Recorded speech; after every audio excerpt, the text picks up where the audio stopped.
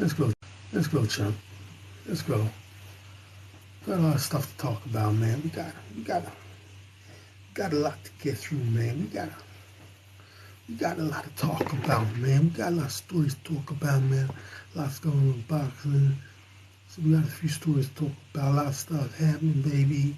Uh, uh, they're gonna be fighting soon. They're gonna be fighting in December. They're gonna be fighting here. They're gonna be fighting there. They'll be fighting every motherfucking where, man. So we got a lot of talking to do. We got stuff to do, man. Oh, Rinksy. Oh, Shawnee, Boyle, Mitts. Oh, let's go, champ. Ghost. Dude, 58. Let's go, champ. User 46. Let's go, champ. The tour. Let's go, champ. 3Ms. Let's go, champ. Pauline. Let's go, champ. Peter. Let's go, champ. DJ. Let's go, champ. Freezing. Let's go, champ. Blur Marts. Let's go, champ. J Dread. Let's go, champ. Laws. Let's go, champ. Roblox. Let's go, champ. Okay, what's this first situation here now? Yeah? Okay. Okay, so the first situation now, we're going to talk about is Teofimo Lopez. So, when Teofimo Lopez said he was going to retire from boxing, I thought he was just bluffing. But he's already now vacated his WBC world champion belt. Can you believe that? I mean, I don't know, man. This dude is a bit religious. Like, is he going to give up boxing and go into God? Yeah? I don't know, man. I don't know. Maybe he's vacating the belt because he wants to move up in weight. I don't know. Doesn't make sense to me. I mean, how are you going to put all that effort in boxing and then just retire at the age of 25? Yeah? But maybe that's the situation. Because, to be that good, as good as he is, that means he must have started boxing at a very early age. Maybe he's just fed up with it all. I mean, who can be sure? Yeah? Faisal Upman. Let's go, champ. Also, we've got a situation here with Carl Froch. Yeah? Carl Froch. And recently he's been back in the kind of boxing situation, the boxing circle. Yeah, I think he said the only fights he really wants is one of them Pauls. He wants to beat up one of them Pauls, yeah? But, recently he was inducted into the Boxing Hall of Fame. And apparently he caused a lot of upset because he was saying, boxers are not supposed to quit. You're supposed to go out on your shield and all that kind of story, yeah? And apparently Roberto Duran's family was there, yeah? And they felt like the disrespect was directed towards them. So apparently there was a lot of commotion at the ceremony, yeah? I mean, Carl Froch, he was, he's quite an outspoken person. He likes a bit of controversy. I remember I was watching him, I was still talking to that dude, innit? Yeah, I don't know when that would have been. Definitely before 2008. Yeah? I remember having a conversation with a certain person. Yeah, about Carl Froch, and he's good. I said, yeah, I've seen him. I like how he boxes. I like his style. Nice, got a good stylish boxer. And me and that person hasn't spoken since 2008, yeah? July 2008 to be precise, yeah? So it was definitely before 2008. Yeah. But it's amazing, man. Carl Froch, you can see he still trains, he's still in good condition. He's got grey hair, but you can see he's still in condition, man. Maybe he actually wants to come back and fight somebody. Maybe he's bored of retirement. Yeah? Well, we'll see how that goes. Also, the Conor McGregor rape allegations. So like I said, yeah, I mean, I commented on on the situation yesterday without really delving into the evidence. But what I thought, it was absolutely preposterous, yeah, that somebody could rape a woman in a crowded basketball tournament. Didn't make any sense. But what happened today, or rather yesterday, Friday, I actually saw video evidence. So what happens? Connor is at the event. There's a massive queue outside the restroom, the toilets, and then Connor apparently takes someone's hand and leads them to the front of the queue. There's a lot of heads, so you can't really see properly. But then Connor walked into a room straight ahead of him, but no woman is behind him. Yeah. So when you read the comments, what the comments seem to be saying is that Connor led two people, a man and a woman, to the front of the queue. Now, when they got into the toilet, because you know you have the main door to the toilet, yeah, to the restroom area, I should say, then the man's toilet is straight ahead and the woman's toilet to the left, or something like that. So, you know, they branched off. The woman branched off to the left, and Connor went straight ahead, yeah? That's what the comment said. But what I could see, what I saw for sure, was that when Connor went into the room, no one was behind him, nobody was with him. He was in on his own. Yeah? There was no one behind him.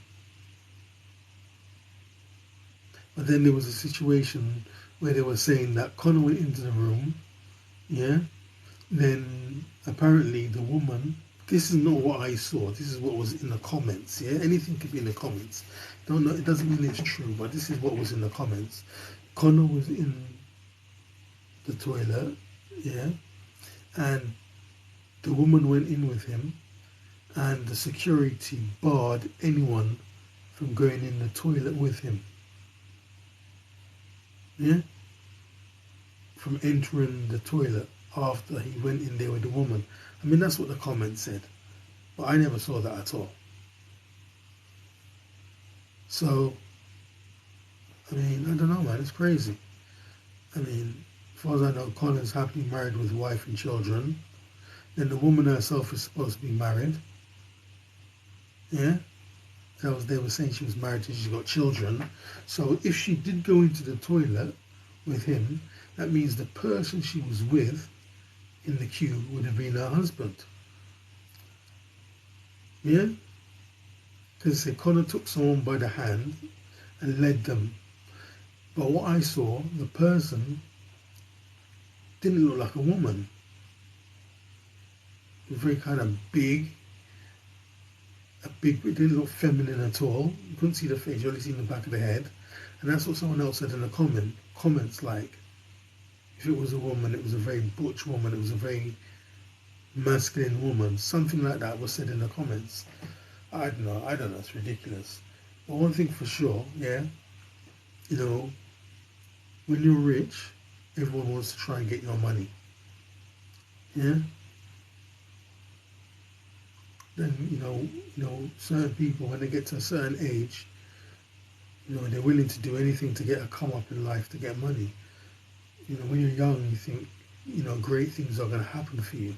But now maybe you're 40, you're 50, and you're realizing, all this stuff I thought I was going to do in life, it never happened.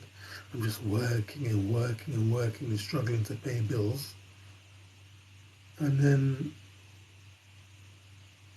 you know what I mean? If this little situation crops up and you think, well, I might be able to get some money out of this. Yeah? Jay.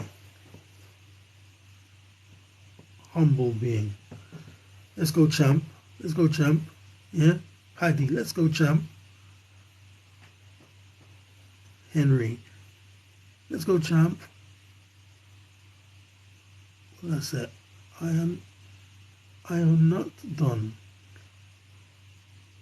Let's go, champ. Stan, let's go, champ. User 496. Let's go, champ. Okay. Oh, joined. Let's go, champ.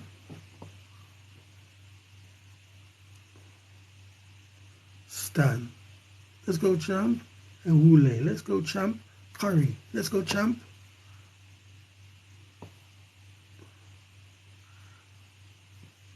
Boxing glove. Let's go, champ.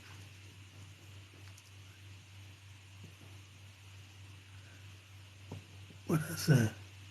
Tirotos. Let's go, champ. Tirotos love Sigma. Let's go, champ.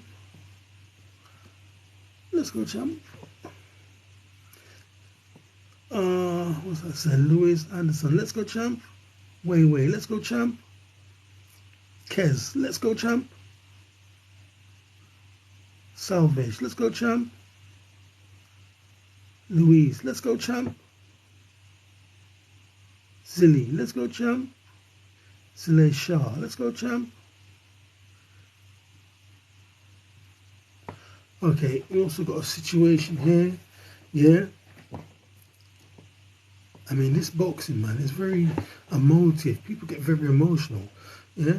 Because, like, I'll be on Instagram, I'll make one little comment, and it wasn't even bad, and it would just go on all day. People will be responding to the little comment I made. Yeah? Mostly about professional boxing. But like today, there was a situation. What was the title of the video? Something like, "This is how we train our daughter." Something like that. So basically, it was somewhere in Asia, yeah? And you had a girl, just a young girl. None of these kids, I don't think, was over 11 years old. The girl was older than the boy, yeah? The boys, rather. I don't know how old this girl was. Was she 8? Was she 9 years old? And they all had boxing gloves on, and you had a girl beating up all the boys. She was outboxing the boys, yeah? Then two of the boys couldn't handle the loss and kind of started crying. Two of the boys started crying. What did I say in the comments? What did I say? I think I said, in the future, she'll be the leader of all the independent women. Yeah? But like, it wasn't even a woman who came back with comments, it was a man. And he was like, I mean, you couldn't even see it was a joke because they're just children. They're just little kids. He said something like, "Oh, if those boys really tried, they could have beat her up. But they didn't want to." I mean, for fuck's sake, man, they're just little kids, man. And this person's getting so emotional about a stupid little comment about little kids. Yeah? I don't know, man. Any comment you make, just goes on forever on Instagram. Like forever. I made a comment over a month ago about, because you always have these videos, Wing Chun versus MMA or Wing Chun versus boxing, yeah? And, 9 times out of 10, the person who thinks they could do Wing Chun gets beaten up, yeah? By the MMA or the boxer. And the comments are still coming every day. Every day the comments are still coming from a comment I made must be 2 months ago. Okay, here we've got a situation now with Eddie Hearn, yeah? And this is such a situation. I made a comment about, basically, Eddie Hearn said that Don King and Bob Arum are dinosaurs, yeah? So the comment I made, I said,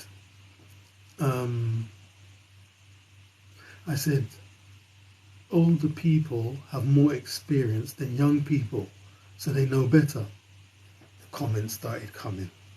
It's fucking ridiculous, bro. Ridiculous. Yeah? The comments started coming. So I said, okay. I said, it's a bit of a crude example, but who knows how to walk better, a 2-year-old or a 10-year-old? More comments coming, more comments coming, more comments coming. Oh, older people don't know anything better than younger people. Yeah? Then I think the first comment was actually, fuck old people. Yeah? Dude actually said, fuck old people. Can you believe it? Yeah? Something like, going back to the CV-19 situation, something about that. Yeah? Then what else did he say? Basically had no tolerance for old people. Yeah? Now we're not talking about any old person on a Zimmer frame in the queue in the fucking supermarket. We're talking about Don King and Bob Arum. Bob Arum rather. Yeah? Don King is in his 90s. Bob Arum is in his 90s. But they're both relevant because they're boxing promoters. So Eddie Hearn is like, they're dinosaurs. Like, you think that because they're 90 years of age, they're just gonna, you know what I mean, walk off so Eddie Hearn can take over? Of course they're not. I mean, how old is Barry Hearn? Yeah, he's probably not in his 90s, but he's not a young man, is he? Yeah, Barry Hearn would have more experience than Eddie Hearn in promoting anything. Yeah, Barry Hearn. What did I know about Barry Hearn? I think they said Barry Hearn was the youngest ever chartered accountant in the city, something like that. I mean, this is going back to the 80s. Yeah, Barry Hearn was the youngest ever chartered accountant in the city of London, something like that. Then he started managing snooker players. Yeah, then he signed up Steve Davis and all these other snooker players. And then from snooker, yeah, I think he went to boxing from snooker. Yeah, because Chris Eubank Senior was with Barry Hearn, wasn't he? Yeah. Then was it Leyton Orient? Leyton Orient football team. Yeah, he was involved in owning Leyton Orient football. Then Eddie Hearn took over from his dad. Yeah, to take over the boxing part of the establishment of the corporation. Yeah, of the family business. Yeah, so like I'm saying, you know, I've never been this kind of person who hates old people. Yeah, because it's rude. And obviously knowing one day I'm gonna be old too. You know what I mean? But like people just have this hatred of people just have a hatred of old people. But then people, don't say those youngsters, those teenagers, those people in their 20s and their 30s, they don't realise one day they're gonna be old too. Yeah? It's almost like they think, oh, they're just old. Just murk them, get rid of them. It's wrong, man. You shouldn't have that attitude. It's wrong. Yeah. So yeah, Don King is now relevant in boxing again because he's got Adrian Broner. Yeah. And I remember a few years ago, you know, Bernard Hopkins was saying, yeah, and I just got rid of Don King's last fighter. I can't remember who it was, but somebody who Bernard Hopkins beat was the person who had Don King in the forefront of boxing again. So Bernard beat them and it was gone, yeah? But now Adrian Broner, I mean, Don King's always been there, but he's been doing lower level fights, so you don't really see him. But now Adrian Broner is now with Don King, and Adrian Broner look like he's back to his old self. Don King is right there in the forefront of boxing again. 90 years old with his stick, but he's still there. Yeah? Okay, Also, I saw a picture of Roberto Duran with Floyd when he was younger, and Roberto Duran said, "I would have beaten him." I was like, really? Really? Really, motherfucker? Do you really think Roberto Duran would have beaten Floyd? A prime Roberto Duran and a prime Floyd Mayweather. Who do you think would win? Yeah? Who do you think would win, bruv? User 950. Let's go, champ. Yeah? Do you think Roberto, like, when you saw Roberto Duran at lightweight, he was really great. Yeah? At lightweight, he was really great. He was invincible. He was all these stuff. Yeah? But do you think Roberto Duran, you think a prime Roberto Duran could beat a prime Floyd Mayweather? I mean, Floyd Mayweather says he's the best ever. Yeah? I mean, I dispute that. Dan, let's go, champ. I dispute that. But he's not far off. I mean, Floyd has got something special. Yeah? You can't even read what he's doing. He's just so good. It's ridiculous. And even in the last fight he just had with this Gotti the Third went flying. And I don't know if the crowd pushed him. No, the security came up from behind the ring. I don't know if the security pushed him or what, but when I watched it over and over again, invite Johnny P. Salted butter Johnny P. James McKay. Let's go, champ. Yeah? Yeah. So yeah, he's fighting this guy, yeah? There's all the riots kicking off, and he's gone flying. So when I watched it a few times, I realised it would have been Floyd's right. Yeah, it would have been Floyd's right. Yeah? Just kind of swishes out, and Gotti goes flying back. Yeah? Must have gone back at least fucking 3-4 steps backwards, yeah? And you can tell the fight had gone out of him. He didn't want to fight no more. Then a lot of other people got in the way. But he didn't go flying back and run straight back. And he kind of went out, and you can see he was extremely hesitant to go back and continue in the fight because, you know what I mean? The power of the punch. So,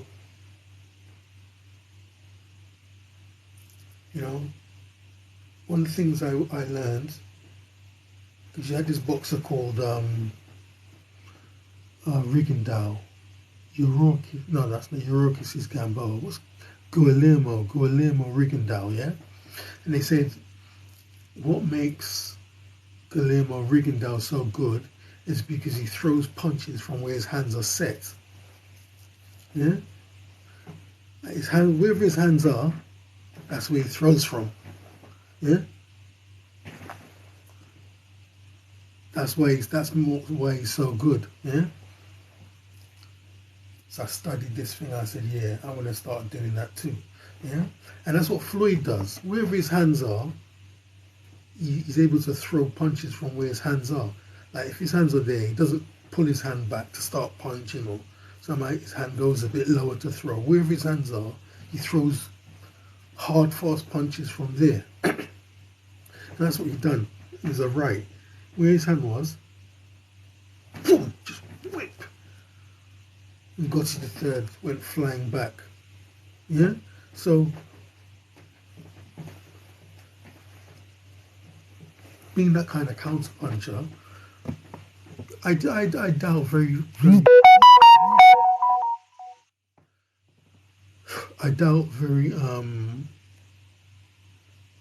strongly that Roberto Duran would have beaten Floyd, because the kind of fight that would have been would have been like when Floyd fought Ricky Hatton, the big tough guy, yeah, he's very aggressive, he's got a hard punch, keeps coming forward. It would have been exactly that same kind of fight.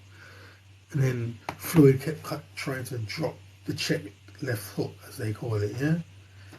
Ricky Hatton's coming in, he throws something, he ducks or slips the punch, then he throws the left hook. Yeah, Floyd was trying to throw that punch all night. Yeah, it was landing, but it wasn't connecting properly. But then when he did connect properly, that was it, man. Ricky hit the rope, the fucking, what do you call it? The post. Yeah, Mike Tyson. What you said, Mike Tyson? Let's go, champ. Let's go, champ. Yeah. Um. Um. Yeah. So Ricky hit the thing. Then he got a count. Then he came back, and then Floyd finished him. Yeah. Then he came back again. He tried to fight Manny Pacquiao. That was even fucking worse. When Manny Pacquiao hit Ricky Hatton with that left, Ricky was a dead. That's what I call it, a dead. There was no life from him. He was just like on the floor. Yeah. Then after Ricky lost those two fights, naturally his confidence goes. Yeah. He starts to doubt himself. Then he came back. He fought someone. What was it called? So it's kind of Ukrainian name. Shevchenko, something like that. And then I think Ricky quit the fight, he retired. He didn't do well in that fight at all, but I could tell his belief, his confidence in himself went, yeah. But the situation I'm really talking about is it would be that kind of a fight, yeah. Duran being all aggressive, coming to Floyd, and Floyd just knocking him out. An older Floyd would have been that patiently waited to get Ricky Hatton, the chef, with the with the left hook, the check left hook, yeah? That would have been the older, more mature Floyd. But a younger Floyd would have been the Floyd that dismantled Otoro Ghazi.